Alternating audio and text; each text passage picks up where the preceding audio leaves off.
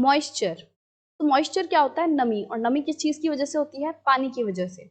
तो इस सेक्शन में हम वाटर से रिलेटेड बहुत सारी चीजें देखेंगे कि किस तरीके से वाटर वेपर बनते हैं, मॉइस्चर क्या होता है, ह्यूमिडिटी क्या होती है, बारिश कैसे होती है। तो ये सभी चीजें हम इस सेक्शन में देखेंगे। Now when water evaporates from land and different water bodies it becomes water vapour. अब जब पानी अलग अलग वाटर बॉडीज से, जैसे कि रिवर हो गया, लेक, पॉन्ड, इन सभी से वाटर जो है वो इवेपोरेट होता है, तो वो वाटर वेपर बन जाता है, वो जल वाष्प बन जाता है। मतलब कि अभी तक तो लैंड पर वाटर था, ठीक है। आप देखते हो कि आपने कहीं पर थोड़े पानी गिर जाता है तो थोड़ी देर बाद आप देखते हो कि आपने पोछा वगैरह कुछ भी नहीं लगाया, पर पानी जो है वहां से उड़ चुका होता है, पानी वहां पे नहीं होता। तो वो पानी जाता कहाँ है आखिर? वो हवा में चला जाता है। Now moisture in the air at any time is known as humidity. अब हवा में जो पानी है, अब ये जो मॉइस्चर है, नमी है हवा में, इसी को हम क्या कहते हैं? ह्यूमिडिटी। ठीक है। हवा में जो भी पानी होता है, जो भी वेपर्स होते हैं, वाटर वेपर्स होते हैं, मॉइस्चर होता है, उसको हम कहते हैं ह्यूमिडिटी। अब जब एयर में बहुत ज्यादा वाटर वेपर्स होते हैं तो उसको हम क्या कहते हैं? ये एक ह्यूमिड डे है। When the air is full of water vapour we call it a humid day. कि मतलब जिस दिन हवा जो है वो पूरी के पूरी जो है नमी वाली है, उसमें वाटर वेपर बहुत ज्यादा मात्रा में है, तो हम क्या कहते हैं? वो ह्यूमिड डे है। As the air gets warmer its capacity to hold the water vapour increases. अब जैसे जैसे हवा जो है वो गर्म होती है, वार्म होती है, वैसे वैसे वो एक्सपेंड करती है और पानी को होल्ड करने की कैपेसिटी उसकी बढ़ जाती है। वाटर वेपर को होल्ड करने की कैपेसिटी उसकी बढ़ जाती है। इसका मतलब वो ज्यादा से ज्यादा वाटर वेपर्स को अपने अंदर रखेगा। जो एयर है उसमें और भी ज्यादा वाटर वेपर्स आएंगे और इसीलिए जो दिन है वो और भी ज्यादा ह्यूमिड बन जाएगा।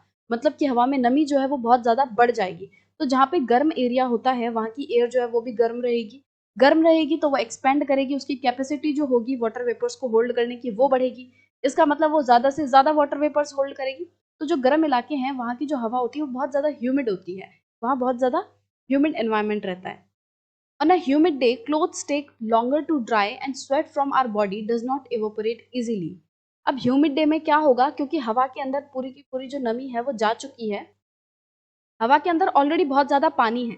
जब ऑलरेडी उसमें इतना ज्यादा पानी है तो वो बाकी और चीजें जो है कहीं से इवोपोरेट नहीं कर सकती, मतलब कि पानी को वो और ज्यादा होल्ड नहीं कर सकती। तो अगर हम मान लो हम कपड़े भी सुखाने डालते हैं, गीले कपड़े, तो वो कपड़े इतनी जल्दी सूखेंगे नहीं।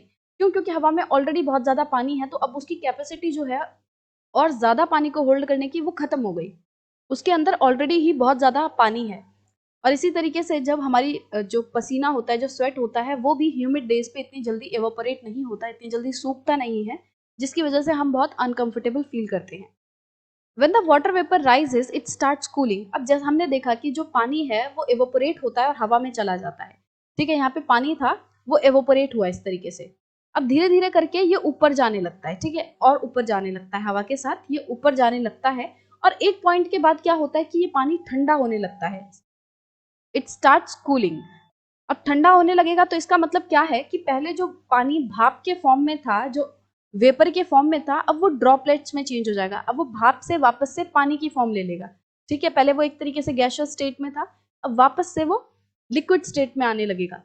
सो the water vapours condenses causing formation of droplets of water. अब जो पानी की भाप बनी थी अब वो वापस से लिक्विड फॉर्म में आ जाएगा, पानी की ड्रॉपलेट्स बन जाएंगी, बूंदे बन जाएंगी। Clouds are just masses of such water droplets. और क्लाउड्स क्या होते हैं? बादल क्या होते हैं? बादल जो हैं इन वाटर ड्रॉपलेट्स का ही एक मास होते हैं। मतलब कि बहुत सारी जब वाटर ड्रॉपलेट्स एक जगह पे इकट्ठी हो जाती हैं तो वो हमें बादल के रूप में दिखाई देती हैं। इसके अलावा बादल में और भी डस्ट पार्टिकल्स वगैरह भी होते हैं, बट मेनली ये जो वाटर ड्रॉपलेट्स हैं वो भी होती है। अब जब ये ड्रॉपलेट्स हैं, पानी की जो बूंदे हैं, जब ये इतनी ज्यादा हैवी हो जाती हैं कि अब वो और ज्यादा एयर में नहीं रह सकती, तो फिर ये पर्सपिटेशन के रूप में नीचे आ जाती हैं। पर्सपिटेशन मतलब क्या होता है कि पानी जब किसी भी फॉर्म में, चाहे वो रेन की फॉर्म में, स्नो के फॉर्म में, जब भी आसमान से धरती पर आके गिरता है पानी किसी भी फॉर्म में, तो उसको हम कहते हैं पर्सपिटेशन। ठीक है, अब मतलब कि बादल जो थे वो इतने ज्यादा हैवी हो गए कि अब और ज्यादा वो जो वाटर ड्रॉपलेट्स हैं वो एयर में नहीं रह सकती, तो पानी जो है वो नीचे आ जाता है। ठीक है, अलग अलग फॉर्म्स में। Jet planes flying in the sky leave a white trail behind them. अब आपने देखा होगा कि जब आप आसमान में जेट प्लेन्स को उड़ते हुए देखते हो तो उनके पीछे एक वाइट ट्रेल दिखाई देता है। इस तरीके से ऐसा लगता है जैसे धुएं की एक लाइन सी बन गई है। ठीक है, बट वो धुआं नहीं होता है, वो क्या होता है? वो वाटर ड्रॉपलेट्स ही होते हैं। The moisture from their engine condenses. अब उनके इंजन से जो मॉइस्चर निकलता है वो कंडेंस हो जाता है। क्यों? क्योंकि जो जेट प्लेन्स होते हैं वो कितनी ज़्यादा ऊंचाई पे उड़ते हैं, और ऊंचाई पे क्या होता है, टेम्परेचर कम होता है, जिसकी वजह से जैसे ही जेट प्लेन्स के इंजन से मॉइस्चर निकलता है तो वो कंडेंस हो जाता है। पानी जो है वो भाप से वापस से पानी बन जाता है, मतलब कि उनके इंजन से भाप निकलती है और वापस से वो पानी का रूप ले लेती है, वापस से वो वाटर ड्रॉपलेट्स बन जाती हैं। And we see trails of this condensed moisture for some time when there is no air movement to disturb it. और हमें ये जो ट्रेल है जेट्स प्लेन के पीछे जो ट्रेल दिखती है हमें, वो क्यों दिखती है? क्यों? क्योंकि उसके इंजन में से जो भी कंडेंस वाटर निकला वो है, और उसे हम थोड़ी देर तक इसलिए देख पाते हैं क्योंकि ऊपर जब तक हवा उसे डिस्टर्ब नहीं करती तब तक वो वैसा का वैसा ही बना रहता है। ठीक है, वो इस तरीके की जो बादलों जैसी लाइन दिखती है हमें, धुएं जैसा, तो वो जब तक बना रहता है जब तक कि हवा उसे आके डिस्टर्ब ना कर दे।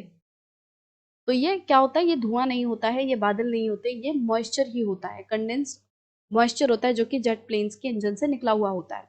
Precipitation that comes down to the earth in liquid form is called rain। तो precipitation मैंने क्या बताया था कि वाटर जब किसी भी फॉर्म में नीचे अर्थ के सरफेस पे आए तो उसको हम precipitation कहते हैं। अब जब वाटर लिक्विड फॉर्म में अर्थ के सरफेस पे आएगा तो उसे हम क्या कहते हैं, रेन। ठीक है, most of the ground water comes from the rain water. अब ग्राउंड वाटर जो है, धरती के नीचे जो पानी है यहाँ पे, जैसे आप लोग हैंड पंप से भी पानी निकालते हैं, राइट, तो वो पानी कहाँ से आता है, ग्राउंड वाटर से आता है। ये हैंड पंप में नीचे पूरा पाइप होता है और वहां तक होता है जहां तक कि ग्राउंड वाटर होता है, तो यहाँ पे ये पानी है, ठीक है, ये वाटर है। तो ये ग्राउंड वाटर आता कहाँ से है? रेन वाटर की वजह से ही आता है। कि क्या होता है, जमीन में जो पेड़ पौधे वगैरह होते हैं, जो खुद जमीन होती है, वो इस पानी को सोख लेती है, रेन वाटर को सोख लेती है, और धीरे धीरे करके पानी जो है वो नीचे पहुंच जाता है। ठीक है, और फिर ये ग्राउंड वाटर के रूप में यहाँ पे जमा हो जाता है। Plants help preserve water. अब जो प्लांट होते हैं, जो पेड़ पौधे होते हैं, वो पानी को प्रिजर्व करने में बहुत ज्यादा हेल्प करते हैं। एक तो देखो इसी तरीके से कि अगर यहाँ पे पेड़ पौधे होंगे तो उनकी जड़ें जो हैं वो पानी को रोक के रखेंगी। अगर पानी, यहाँ पे कोई भी पेड़ पौधा नहीं होगा तो पानी जल्दी से यहाँ से बह जाएगा। ठीक है, मान लो यहाँ हल्की सी इस तरीके से स्लाइड है। अब अगर यहाँ पे कोई पेड़ पौधा है और बारिश हो रही है, ठीक है, यहाँ पे बहुत सारे पेड़ हैं और बारिश हो रही है, तो पानी जो है वो यहाँ पे रुक जाएगा, पेड़ों की वजह से यहाँ पे पानी जो है वो रुक जाएगा और धीरे धीरे करके फिर वो जमीन में चला जाएगा, सोख लेगी जमीन उसको। बट अगर ये पेड़ पौधे नहीं होंगे, अगर ये पेड़ नहीं होंगे तो क्या होगा, पानी जो है वो डायरेक्टली यहाँ से बह जाएगा, पानी यहाँ खड़ा ही नहीं होगा, पानी यहाँ से बहते बहते यहाँ पे चला जाएगा। ठीक है, नीचे वाले एरिया में चला जाएगा। और होगा क्या, नीचे वाले एरिया में पानी बहुत ज्यादा चला जाएगा तो वहां बाढ़ आ जाएगी, और ऊपर वाले एरिया में पानी रुका ही नहीं तो यहाँ पे क्या होगा, यहाँ पे सूखा सा पड़ जाएगा, यहाँ की जमीन बंजर हो जाएगी। ठीक है, तो इस तरीके से पेड़ जो है वो पानी को प्रिजर्व करने में हेल्प करते हैं। ठीक है,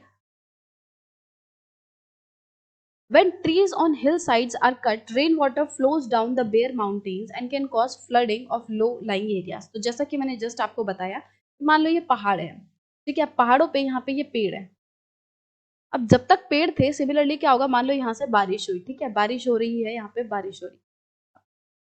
अब पेड़ों की वजह से क्या होगा, जो भी बारिश होगी वो यहाँ पे रुक जाएगा, पानी यहाँ पे रुक जाएगा, अचानक से वो नीचे बह के नहीं जाएगा, वो नीचे वाले एरिया में अचानक से बह के नहीं जाएगा, थोड़ा धीरे धीरे जाएगा, कि जब तक ये जो जमीन है वो भी अंदर पानी को सोख लेगी, और पानी जो है वो स्लो स्लो यहाँ नीचे वाले एरिया तक आएगा, अचानक से नहीं आएगा।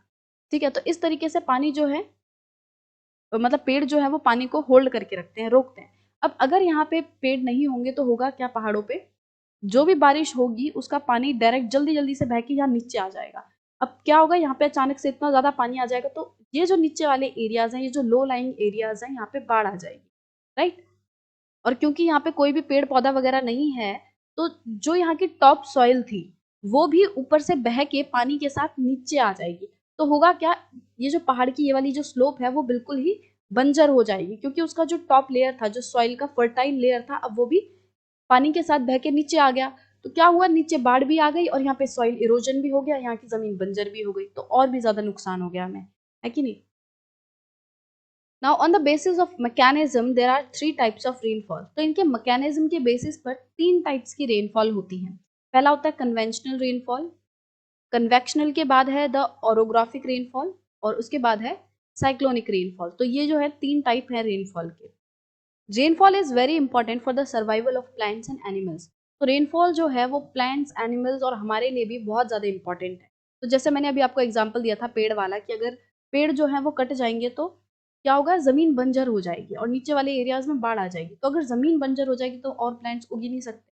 दूसरा कि अगर बारिश ही नहीं होगी तो प्लांट्स के सर्वाइवल के लिए पानी बहुत ज्यादा जरूरी होता है, हमें पेड़ पौधों को टाइम टू टाइम पानी देना पड़ता है, ठीक है।